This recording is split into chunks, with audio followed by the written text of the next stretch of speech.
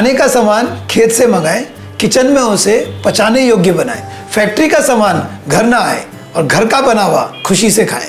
यही है universal diet, जो कि है सबके लिए राइट। तो मेरा नाम भारत रावत है। मैं मेदांता अस्पताल इंदौर में एक हृदय रोग विशेषज्ञ हूँ और लाइफस्टाइल गाइड हूँ। मैं वीगन हूँ और एक मैराथनर हूँ और मुझे प्रकृति से बड़ा प्रेम है। बड़ी चिंता का विषय यह है कि अब हम यंग लोगों को हृदय की बीमारियों से जूझते हुए देखते हैं। हृदय रोग के प्रमुख कारणों की चर्चा करें अगर हम, तो 5 प्रमुख जोखिम माने जाते हैं, जिनको कि हम रिस्क फैक्टर्स कहते हैं। उच्च रक्तचाप, हाई ब्लड प्रेशर, डायबिटीज, मधुमेह, कोलेस्ट्रॉल, तंबाकू या स्मोकिंग और जेनेटिक फैमिली हिस्ट्री। तो अगर आपका खाना पीना ठीक नहीं होगा, लाइफस्टाइल ठीक नहीं होगी, तो आपका बीपी, कोलेस्ट्रॉल, शुगर ये सब खराब होंगे। अगर आप तनावग्रस्त हैं, स्ट्रेस्ड हैं, तो भी आपका बीपी, शुगर, कोलेस्ट्रॉल वगैरह ज़्यादा खराब होंगे, क्योंकि फिर अब आप एडिक्शंस में चले जाएंगे। तो हमारे फूड हैबिट से हमारा cholesterol, sugar, weight, blood pressure ये सब प्रभावित होता है। देखिए, एक तो ये समझ लें कि एनिमल प्रोडक्ट्स कोई सा भी हो, शरीर के लिए नेचुरल प्रोडक्ट है ही नहीं। आज की तारीख में तो इवन दूध भी एक तरह से फैक्ट्री प्रोड्यूस्ड आइटम हो गया है। तो हम लोग डेयरी प्रोडक्ट्स का इतना यूज़ करते हैं और आई वुड से इतना मिसयूज़ करते हैं कि मुझे बहुत आश्चर्य नहीं है कि हम लोगों को अभी हृदय रोग से निपटने में बहुत समय लगेगा, जब तक कि इस बात को हम समझ ना लें।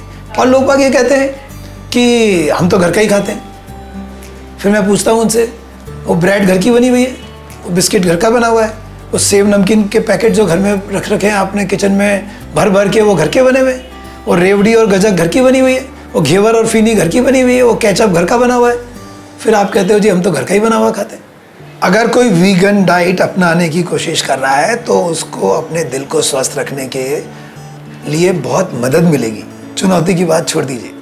पर मेरा तो ये कहना है कि सिर्फ हार्ट डिसीज़ किसी को हो चुकी है वो वीगन हो जाए, वो तो बेहतर है ही, पर जिनको नहीं हो चुका है और जो नहीं होना चाहते हैं उन्हें भी वीगन हो जाना चाहिए। So I don't think there should be any type of anxiety कि वीगन होने के बाद में हमको क्या चुनौतियाँ आएंगी। कोई चुनौती नहीं आएगी, इनफैक्ट आपकी चुनौतियाँ कम हो जाएंगी। जो लोग वीगन डाइट अपनाने के लिए सोच रहे हैं और अगर उन्हें इस चीज़ का भय है या एंग्जाइटी है या डाउट है कि आप मेरे कैल्शियम का क्या होगा, मेरे प्रोटीन का क्या होगा, उनको मैं बताना चाहता हूँ कि जो प्लांट बेस्ड प्रोटीन्स हैं they actually help more. Even though आपको ऐसा कहा गया है कि एनिमल प्रोटीन्स की नेट प्रोटीन यूटिलाइजेशन वैल्यू ज़्यादा होती है और इसलिए वो आपकी बॉडी के ऊपर ज़्यादा असर करते हैं, पर इसमें बहुत गलत बातें हैं। Because excessive animal proteins actually can cause you more disease than help you. और अगर आप अच्छे रेगुलर अमाउंट में स्प्राउट्स लेते हैं, अलग अलग तरह की दालें लेते हैं, होल ग्रेन्स वगैरह लेते हैं और थोड़े मात्रा में टोफू ले सकते हैं, तो your requirements will be all fine. There is only one exception to that and that is B12। मुझे याद है, मैं एक मरीज़ को मैंने लिख के दिया, हंसें, चलें, प्राणायाम करें, घर का बना हुआ खाएं, थोड़ा कम सोचें और गुस्सा ना करें। वो बाद में सब बातें सुनकर और उसका 10 मिनट बाद फार्मेसी से फ़ोन आया, सर ये जो आपने दवाइयाँ लिखी थी दुकान पे नहीं मिल रही है। अब आप बताइए। मैंने कहा भाई साहब, ये आप ही को ध्यान रखना है, ये दुकानों पे मिलने वाली दवाइयाँ नहीं है। तो मेरा प्रिंसिपल है MADE। M is mental relaxation. दिन में 8-10 बार हंसें, प्राणायाम करें, गुस्सा ना करें, अच्छी पुस्तकें पढ़ें, अच्छी नींद का इंतजाम करें। A इज़ अवॉइड एडिक्शंस, किसी भी तरह का एडिक्शन से दूर रहे। D इज़ डाइट, जो हमने अभी चर्चा करी, होममेड खाएं, प्लांट बेस्ड खाएं और रिफाइंड को हटाएं। And the last is E exercise, नियमित कुछ व्यायाम करें।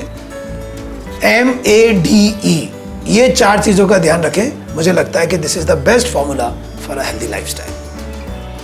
इट इज़ वेरी इंपॉर्टेंट कि हमें अलग अलग मीडिया से अलग अलग तरीके से प्रयास करके यंग जनरेशन को तैयार करना है। और मुझे लगता है यंग जनरेशन के ऊपर ये बहुत ज़्यादा मैटर करता है कि कितनी तेज़ी से हम चेंज होंगे। चेंज तो होना ही है, there is no doubt, it has to happen, but it is better that we willingly change it and timely change.